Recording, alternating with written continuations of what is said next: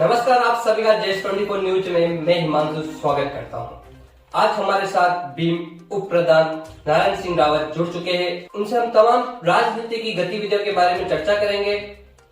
स्थानीय मुद्दे पर प्रदेश और राष्ट्रीय स्तर की हम बात करेंगे। सर, जैसा कि राजनीति में प्रवेश आपका किस प्रकार रहा था, जो उप प्रधान तक आप जिस मुकाम पे है वर्तमान में, तो वहाँ कैसे पहुंचे?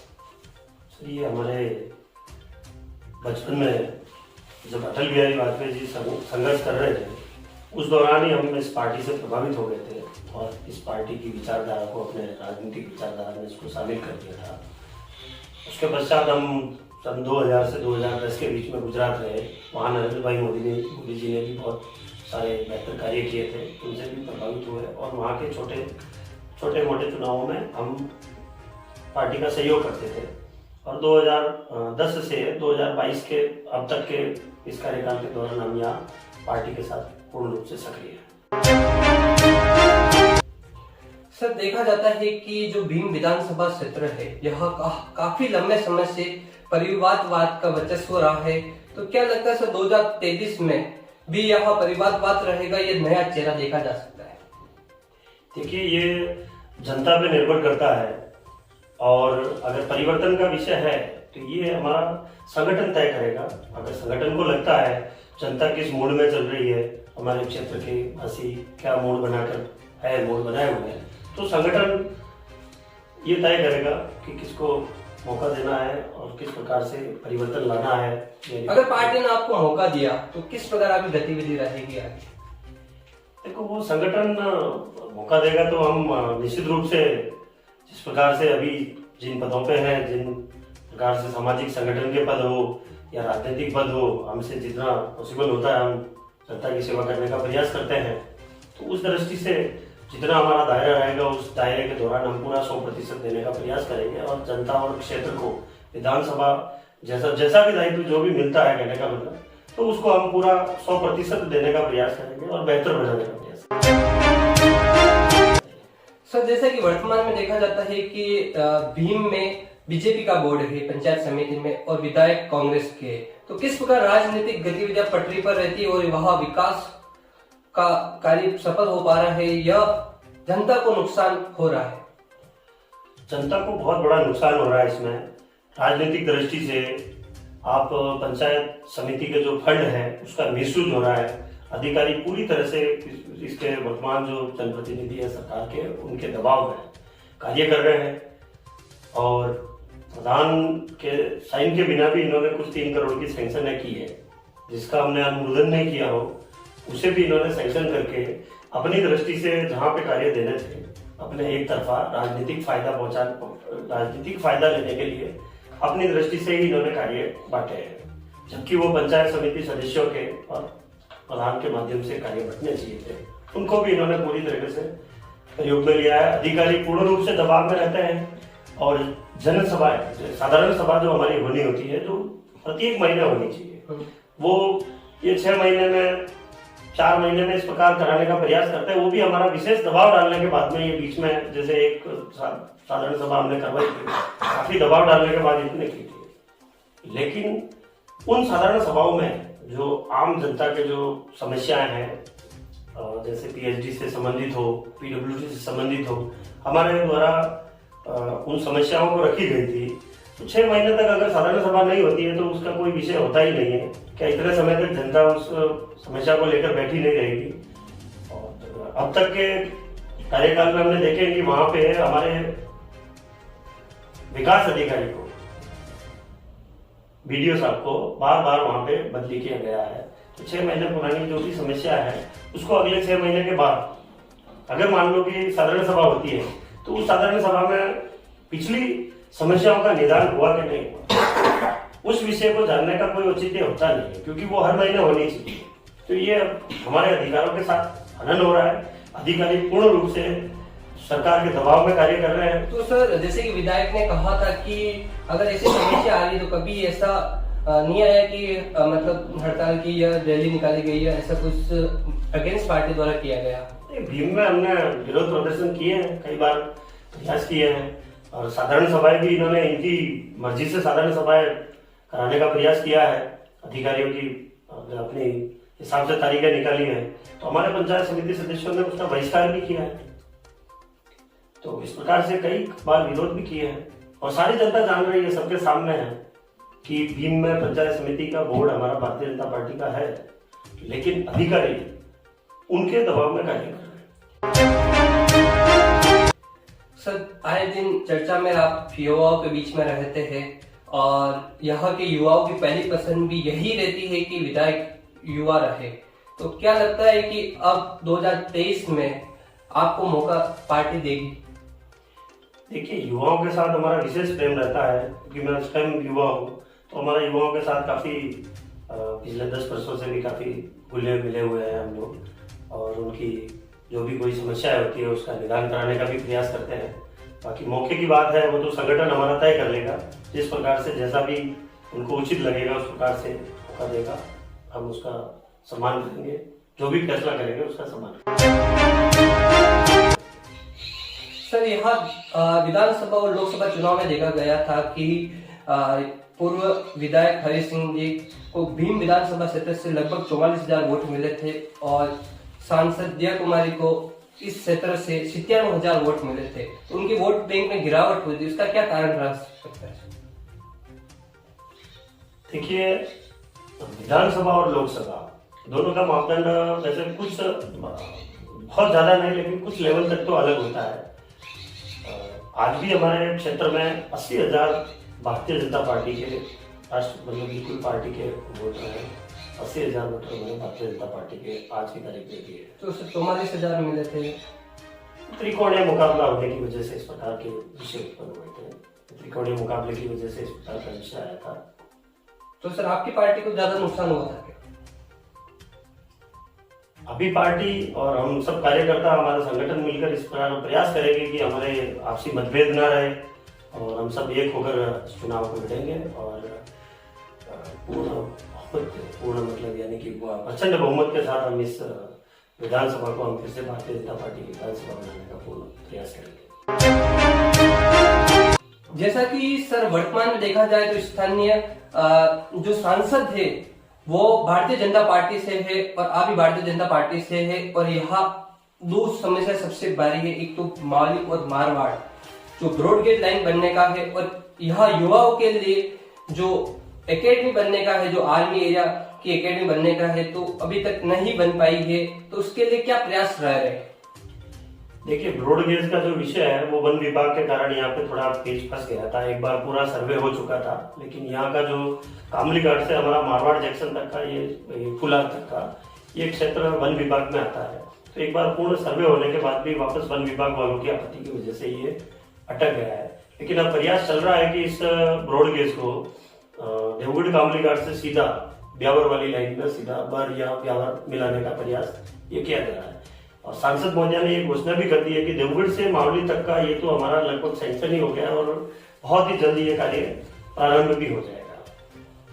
और आपने जो जैसे आर्मी के विषय में कहा है, तो आर्मी की एकेडमी का हमने सांसद महोदय से मिलकर प्रयास किया है कि भीम और ब्यावर हमारे इस मंगरा क्षेत्र में 2 जगहों पर अगर एकेडमी बनती है तो जो सरकार की हाल में जो लागू की गई हमारी अग्निवीर की योजना है, इसके तहत हमारे यहाँ क्षेत्र में काफी मतलब यानी कि लोग जो युवा है, नवयुवा इस समय बहुत अच्छा प्रयास कर रहे हैं। मैं पूरे थानेटा वगैरह क्षेत्र हो, चाहे उन 7 पंचायतों वाले क्षेत्र हो, सभी में प्रवास करता हूँ। इस दौरान शाम सुबह के समय में मतलब अच्छी तैयारी करते हुए मिलते हैं।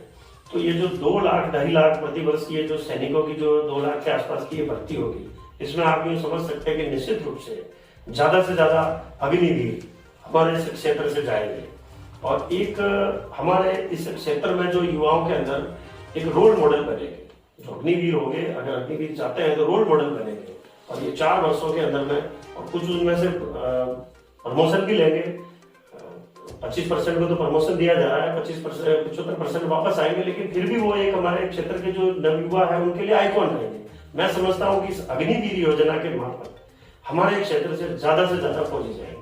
हम उनके लिए एकेडमी का पूरा हम सांसद महोदय के रहते हम एकेडमी का प्रयास करेंगे बनवाने का।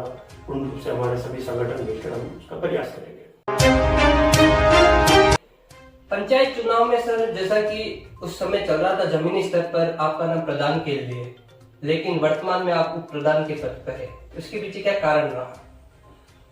देखिए, वो संगठन ने किसको जिम्मेदारियां दी थी, उन लोगों ने अपनी जिम्मेदारियां किस प्रकार निभाई, वो उनके ऊपर निर्भर करता है।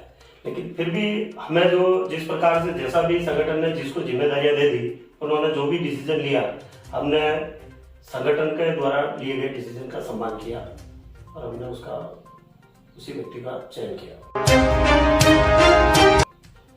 सर, आरएसएस जिसकी स्थापना 1925 में हुई थी, आपके उनके साथ, संघ के साथ किस प्रकार के संबंध थे? हम संघ की सभी मीटिंगों को हम लगभग जाने का प्रयास करते हैं और हमें बुलाते भी हैं। उसके अलावा मैं प्राथमिक शिक्षा वर्ग से शिक्षक भी हूँ और बाकी यहाँ जैसे शाखाएं चलाने का है तो शाखाएं भी चल रही है, हम कभी कभार शाखाएं में भी जाते हैं। और यहाँ से आईटीसी, अभी पिछले दिनों भी आईटीसी हुई थी, उसमें भी हमने यहाँ से भेजे थे। और पिछले वर्ष जो आईटीसी हुई थी उसमें भी हमारे यहाँ से 4-5 जने बगड़ से गए थे। तो संघ का जो हमारी पड़ोसी जो पंचायतें हैं काचपली और मंडावर, इनके अंदर संघ का अच्छा कार्य चल रहा है। तो यहाँ वर्तमान में बगड़ के अंदर भी हमारा संघ का, जैसे हमारे निजी गांव में हो या पूरे क्षेत्र में हो, संघ का जैसे अभी हमारे पिछले दिनों पद संचलन हुए, हर खंड में देवगढ़ खंड का हुआ, दिवेर खंड का हुआ, भीम में दूसरा और हुआ, अभी पहले भीम में हुआ था, अभी बरार में हुआ। तो इनको देखते हुए बहुत बेहतर तरीके से संघ का कार्य भी चल रहा है और हम भी हर संघ के हर कार्य में सम्मिलित होने का पूरा प्रयास करते हैं। सर, आए दिन सोशल मीडिया या न्यूज चैनल या किसी भी प्रकार के मीडिया में आप प्रदेश स्तर के नेता और राष्ट्रीय स्तर के नेताओं के साथ लेके जाते हैं, जैसे चंद्रशेखर जो प्रदेश महामंत्री के पद पर है और प्रदेश अध्यक्ष सतीश पूनिया जी के साथ भी आप लेके जाते हैं। तो क्या ये 2023 की तैयारी है कैसा? सर, ये तो संगठन का काम करने के दौरान हम पास आ जाते हैं। सर, यहाँ के 2 चुनाव देखे जाए पूर्व के विधानसभा, इस विधानसभा भीम क्षेत्र में, जिसमें पार्टी ने अगर टिकट नहीं दिया नेता को तो वो बागी बन गया। अगर आपको 2023 में टिकट नहीं देती भारतीय जनता पार्टी, तो क्या आप भी बागी बनेंगे? देखिए, पहला तो मैंने टिकट की मांग की नहीं है। मैं सिर्फ संगठन द्वारा जो भी दायित्व दिया जाता है उसका निर्वहन कर रहा हूँ, पूरी निष्ठा के साथ उसका निर्वहन करता हूँ और जिस भी पद पे है हम वहाँ भी पूरा सामाजिक कार्य करने का प्रयास करते हैं। मैंने कोई टिकट की मांग की नहीं सर, जैसे कि हम ग्रामीण एरिया में जाते हैं तो वहाँ भी लोकप्रियता आपकी देखी जाती है और युवा नेता चाहते हैं और आपका नाम काफी जगह लोकप्रियता में छाया रहता है। इस वजह से ये बात उठी है कि 2023 में आपका नाम भी पैनल में हो सकता है। देखिए, वो संगठन तय करेगा। संगठन को जिस प्रकार से लगता है, संगठन जैसी हमें आज्ञा देगा, संगठन जहाँ खड़ा रहने के लिए कहेगा, हम उसे पूरी तहे दिल से हम उसे स्वीकार करेंगे।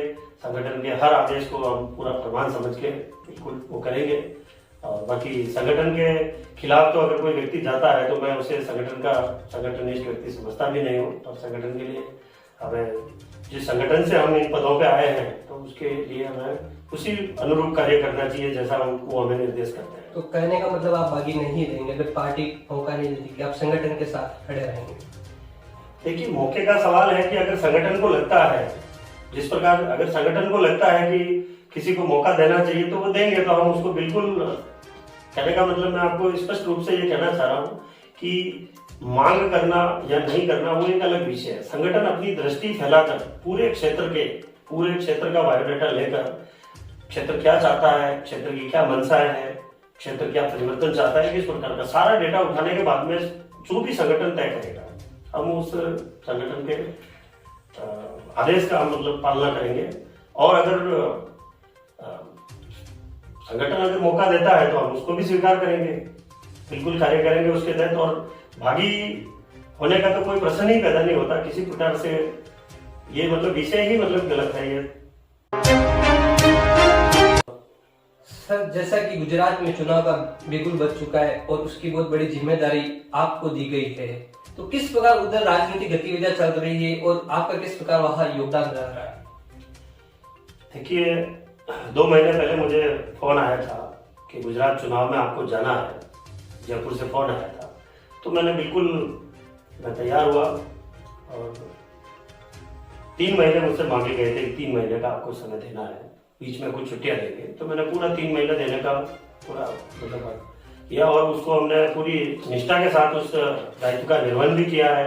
अभी हमने वहाँ के संगठन के, हमारी जो विधानसभा है गांधीनगर उत्तर विधानसभा, उसके संगठन के व्यक्तियों को बूथ लेवल से लेकर पन्ना प्रमुख, शक्ति केंद्र, उन सारे व्यक्तियों के साथ में हमने मीटिंगें की है।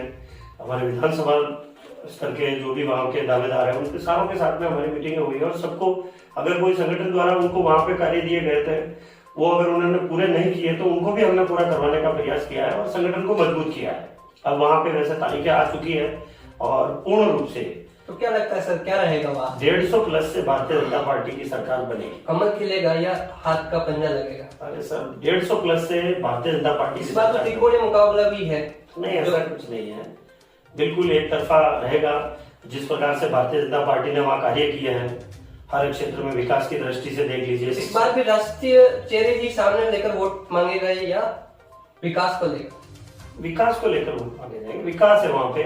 और जो सुशासन की अगर हम बात करें तो आपने देखा होगा कि आज से 20-25 वर्ष पूर्व में वहाँ पे काफी दंगे हुआ करते थे। जब हम बचपन में सुना करते थे कि हुलर हो गया, ऐसे दंगे होते थे, महीने में 1-2 दंगे हो जाया करते थे। उन दंगों से हमारे यहाँ के लोग भी काफी, पिछले कई वर्षों से हमारे जो यहाँ के बिजनेसमैन हैं या मजदूर वर्कर हैं जो गुजरात से जुड़े हुए, ये लोग भी काफी परेशान होकर रखते थे। लेकिन पिछले 22 वर्षों में आपने इस प्रकार का कोई विशेष सुना नहीं है कि वहां पे दंगा होता है। बाकी काफी मतलब बढ़िया तरीके से सुशासन चल रहा है और इस प्रकार का मुझे नहीं लगता कि कोई दूसरा दल इस प्रकार का सुशासन दे सकता है वहां के प्रदेशवासियों को।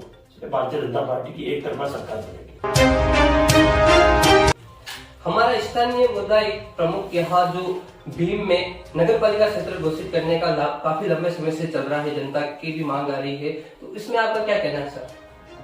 बिल्कुल होना चाहिए, क्योंकि वहाँ की साफ सफाई को लेकर क्षेत्र बहुत बड़ा है, जयपुर से भी बड़ा क्षेत्र है। साफ सफाई को लेकर काफी दिक्कतें आ रही है। अभी हमारा हाईवे का कार्य भी चल रहा है, तो इससे क्या है कि वहाँ का एक बार से ये जो भी अतिक्रमण वगैरह इनका हटना है वो हट के कम्प्लीट हो जाता है तो भी थोड़ा बहुत सुधार आएगा। लेकिन नगर पालिका प्रयास किया गया पंचायती स्तर पर, यह इसमें पूर्व में काफी संगठनों द्वारा भी, मतलब हमारे जो सामाजिक संगठन है उनके द्वारा भी बार बार ये मुद्दा उठाया जाता है। नगर पालिका बनाने का प्रयास तो काफी समय से प्रयासरत है और हम मानते हैं कि बनना चाहिए और इसके लिए जो भी प्रयास करना पड़ेगा हम प्रयास करेंगे। नगर पालिका बनने से ही वहाँ पे साफ सफाई का पूरा मुद्दा बन पाएगा। 15 वर्ष का जो शासनकाल रहा आपकी पार्टी का, भारतीय जनता पार्टी, और वर्तमान में जो विधायक है, तो क्या इसमें विकास देखा जाए 15 साल में ज्यादा रहा या वर्तमान में ज्यादा रहा? देखिए, विकास तो हर कार्यकाल में होते हैं और 15 वर्षों में भी काफी भारतीय जनता पार्टी के कार्यकाल में भी बहुत विकास हुए हैं। और अभी जो वर्तमान में विकास चल रहे हैं तकरीबन आधे से ज्यादा, आधे के समथिंग विकास तो हमारे केंद्र सरकार की योजनाओं से हो रहे हैं। यहाँ पे इस प्रकार से अगर सड़कों का देखा जाए तो PNGSY के एक हमारा सागावास से काचपली का सड़क बना है, एक भीम कॉलेज से वहाँ पे डूंगरखेड़ा तक का ये अपने सेकावास होते हुए वो रोड भी बना है। तो वो रोड काफी बेहतर क्वालिटी के भी बने हैं, वो हमारे केंद्र सरकार से बने। एक अपने देवगढ़ क्षेत्र में भारत सिंह जी का गुड़ा से खेत माद तक का वो रोड बना है, तो उनकी क्वालिटी भी मेंटेन है और काफी इस तरह से बहुत बढ़िया रोड बना है। सर, जैसे कि सामाजिक गतिविधियों से भी आप काफी लंबे समय से जुड़े हुए हैं और अभी हाल ही में आपको 24 गांव सुधार समिति का भी अध्यक्ष बनाया गया है, तो किस प्रकार आप सामाजिक गतिविधियों में विकास कर रहे हो और किस प्रकार कुरीतियों को दूर करने की कोशिश कर रहे हो?